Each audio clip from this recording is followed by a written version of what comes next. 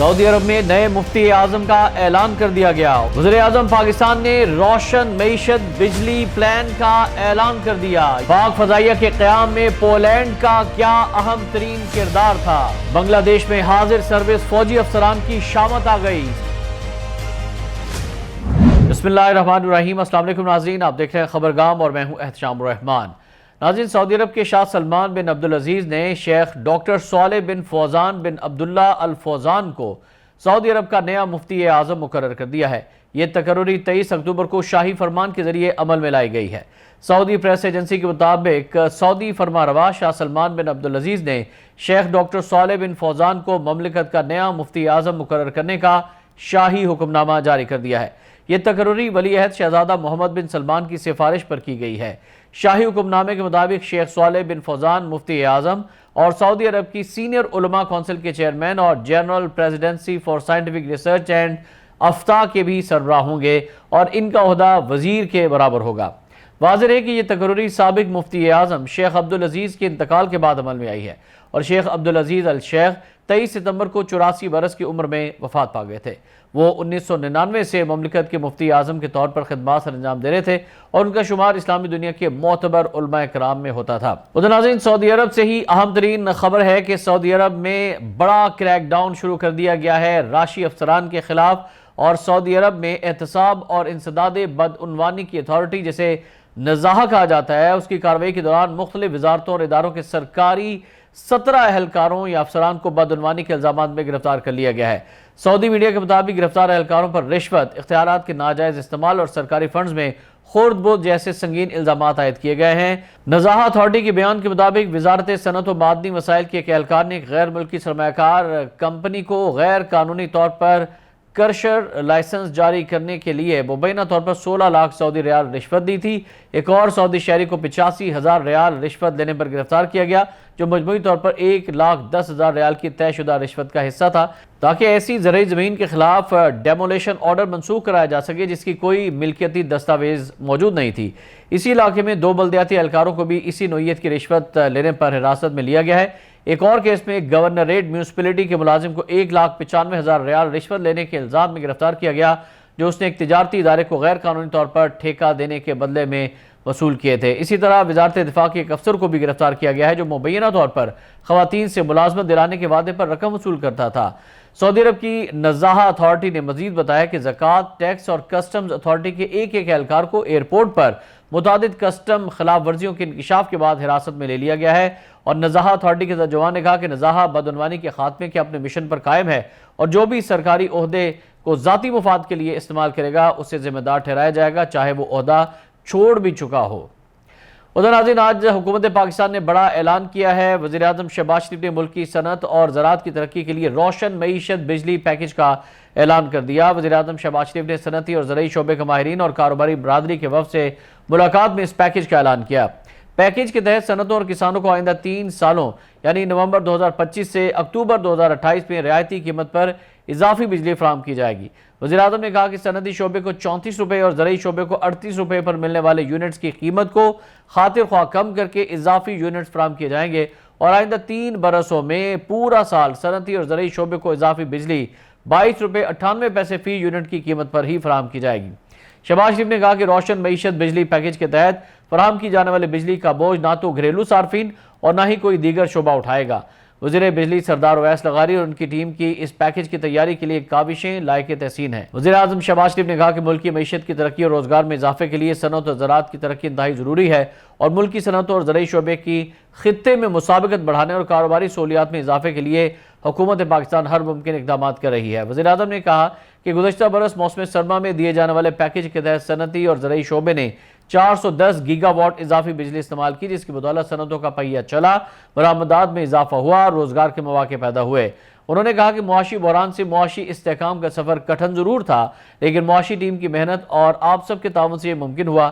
صنعت و زراعت کے شعبے ترقی کریں گے تو ملک کو قرضوں سے نجات ملے گی، اور اللہ کے فضل و کرم سے بہتر پالیسیوں کی بدولت معاشی اشاریے بہتر ہو چکے ہیں۔ وزیر اعظم نے کہا کہ مگر ہم سب کو مل کر ابھی مزید محنت کرنی ہے۔ پختہ یقین ہے کہ آپ کے تعاون اور معاشی ٹیم کی شبانہ روز محنت سے پاکستان کی معاشی خود مختاری کا ہدف انشاءاللہ جلد حاصل کر لیں گے۔ ناظرین، اب بات ہو جائے پاکستان اور پولینڈ کے تعلقات کے حوالے سے۔ آج پولینڈ کے نائب وزیر اعظم پاکستان تشریف لائے اور پاکستان کے نائب وزیر اعظم اور وزیر خارجہ اسحاق ڈار نے ان کے ہمراہ اہم پریس کانفرنس میں انکشاف کیا ہے کہ پاکستانی فضائیہ کی بنیاد میں اور جدید خطوط پر پاک فضائیہ کو استوار کرنے میں پولینڈ کا ماضی میں اہم کردار رہا ہے۔ ناظرین، اس تاریخی حوالے سے متعلق پہلے ہم بات کریں گے اور آپ کو بتائیں گے کہ پاک فضائیہ کے قیام میں پاکستان کے قیام کے بعد کس طرح سے پولش انجینئرز نے، پولش پائلٹس نے پاکستان کی فضائیہ کو مضبوط بنانے میں اہم کردار ادا کیا ہے۔ تو آپ کو بتائیں کہ پاکستانی فضائیہ یا پاکستان ایئر فورس کی باضابطہ بنیاد 14 اگست 1947 کو پاکستان کے قیام کے ساتھ ہی رکھ دی گئی تھی، لیکن اس کی تنظیم نو، تربیت اور ترقی میں پولینڈ کے پائلٹس اور انجینئرز نے انتہائی اہم کردار ادا کیا۔ یعنی پاکستانی فضائیہ کی بنیاد تو برطانیہ نے رکھی، مگر اسے مضبوط بنیادوں پر استوار کرنے میں، تربیت فراہم کرنے میں اور ٹیکنالوجی فراہم کرنے میں پولینڈ نے کلیدی کردار ادا کیا تھا۔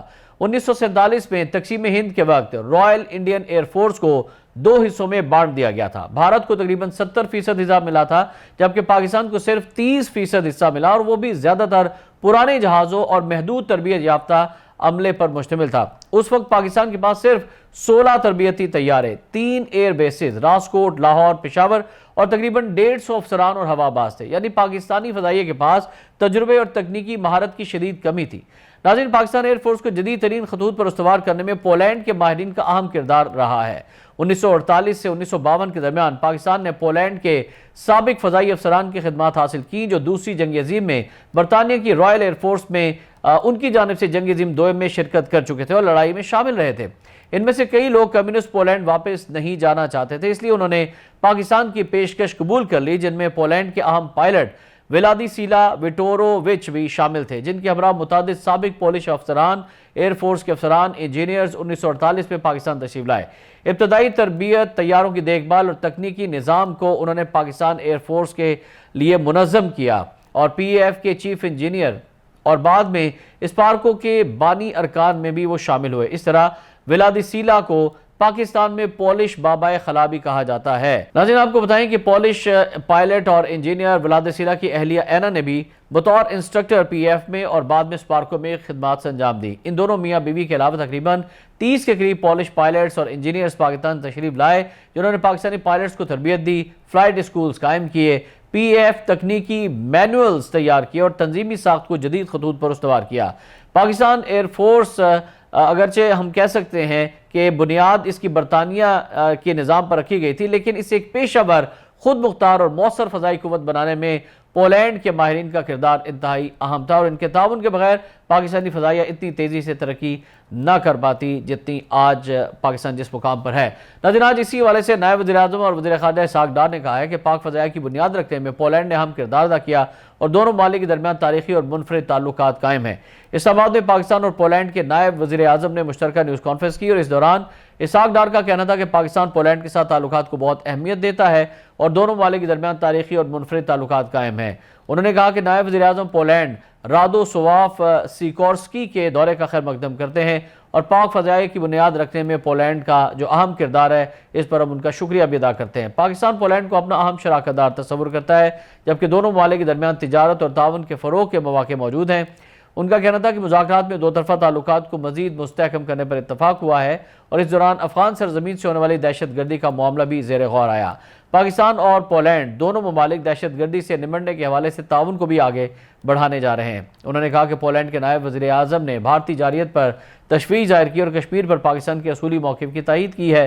مفاہمتی یادداشتوں پر دستخط بھی ہوئے۔ پاکستان اور پولینڈ کے درمیان جو مفاہمت کی یادداشتیں طے پائی ہیں، ان میں انسٹیٹیوٹ آف اسٹریٹجک اسٹڈیز اور polish institute of international affairs کے درمیان معاہدے پر دستخط ہوئے ہیں۔ اس موقع پر دونوں ممالک کے نائب وزرائے اعظم بھی موجود تھے، اور اس سے قبل پولینڈ کے نائب وزیر اعظم اور وزیر خارجہ رادوسواف سیکورسکی جمعرات کو 2 روزہ سرکاری دورے پر اسلام آباد پہنچے تھے، اور دفتر خارجہ کی جانب سے ایکس پر جاری کیے گئے بیان میں کہا گیا کہ پولینڈ کے نائب وزیر اعظم اور وزیر خارجہ رادوسواف سیکورسی آج 2 روزہ سرکاری دورے پر اسلام آباد پہنچ چکے ہیں۔ ترجمان کے مطابق نائب وزیر اعظم اور وزیر خارجہ نے وزارت خارجہ میں سیکورسی معزز مہمان کا استقبال کیا۔ دونوں رہنماؤں کے درمیان ہونے والی ملاقات میں باہمی دلچسپی کے امور پر تبادلہ خیال کیا گیا۔ ناظرین، ایک روز قبل دفتر خارجہ نے بتایا تھا کہ پولینڈ کے وزیر خارجہ یہ دورہ اسحاق ڈار صاحب کی دعوت پر کر رہے ہیں، اور بیان میں کہا گیا کہ یہ ان کا پاکستان کا دوسرا سرکاری دورہ ہے۔ ترجمان دفتر خارجہ کے مطابق رادوسلاو سیکورسکی کا دورہ پاکستان اور پولینڈ کے تعلقات میں ایک اہم سنگ میل کی حیثیت رکھتا ہے، اور اسلام آباد کے وارسا کے ساتھ تعاون کو فروغ دینے کے عزم کی توثیق کرتا ہے تاکہ دونوں ممالک باہمی فائدے حاصل کر سکیں۔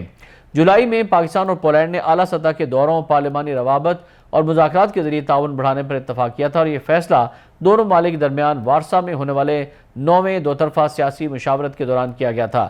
ان مشاورتوں میں خطے اور عالمی سطح کی باہمی دلچسپی کے امور پر بھی تبادلہ خیال ہوا تھا، جن میں جنوبی ایشیا، مشرق وسطیٰ اور یورپ کی صورتحال شامل تھی، اور فریقین نے باہمی اتفاق سے فیصلہ کیا تھا کہ اگلا دورہ مشاورت 2026 میں اسلام آباد میں ہوگا۔ اور ناظرین، آج کے ویلاگ کے آخر میں آپ کو بتائیں گے کہ برادر اسلامی ملک بنگلہ دیش سے اہم خبر آئی ہے کہ بنگلہ دیش کی عدالت نے 15 اعلیٰ فوجی افسران کو جبری گمشدگیوں اور 2024 کے عوامی انقلاب کے دوران ہونے والے مظالم کے الزام میں سخت قید کی سزا سنا دی ہے۔ رپورٹس کے مطابق یہ پہلی بار ہے کہ بنگلہ دیش میں جبری گمشدگیوں کے لیے باضابطہ الزامات عائد کیے گئے ہیں، اور پہلی بار اتنی بڑی تعداد میں حاضر سروس اور ریٹائرڈ فوجی اعلیٰ افسران کو، حکام کو شہری مقدمے کا سامنا کرنا پڑا ہے۔ 5 جرنیلوں سمیت ان افسران پر الزام ہے کہ انہوں نے سابق وزیراعظم شیخ حسینہ کے دور میں خفیہ غیر قانونی حراستی مرکز قائم کر رکھا تھا، اور اقوام متحدہ کے مطابق جولائی اور اگست 2024 کے دوران ہونے والی جھڑپوں میں 1400 تک لوگ اس وقت ہلاک ہو گئے تھے جب شیخ حسینہ واجد کے حکم پر سیکورٹی فورسز نے حکومت مخالف مظاہروں کو کچلنے کی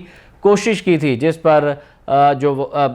پر حکومت کی جانب سے یہ کہا گیا تھا کہ شیخ حسینہ واجد کو 1400 مرتبہ سزائے موت دی جانی چاہیے۔ ادھر اقوام متحدہ کے انسانی حقوق کے سربراہ وولکر ترک نے ایک بیان میں کہا تھا کہ عدالتی عمل احتساب کی جانب ایک اہم قدم ہے، یہ متاثرین اور ان کے خاندانوں کے لیے ایک اہم لمحہ ہے، اور حسینہ واجد کی حکمرانی کے دوران ریپڈ ایکشن بٹالین فورسز متعدد ہلاکتوں کی ذمہ دار ہیں۔ اس تنظیم پر 2021 میں امریکہ نے پابندی بھی عائد کر دی تھی، تاہم دوسری جانب وکیل دفاع سرور حسین نے افسران پر لگائے گئے تمام الزامات کو مسترد کر دیا۔ انہوں نے کہا کہ ان فوجی افسران کو اپنی بے گناہی کا یقین ہے اور انہیں مناسب عدالتی عمل کے ذریعے رہا کر دیا جائے گا۔ ناظرین، آج کے اس ویلاگ سے فی الوقت اتنا ہی۔ احتشام الرحمان کو اجازت دیجیے گا۔ اللہ حافظ۔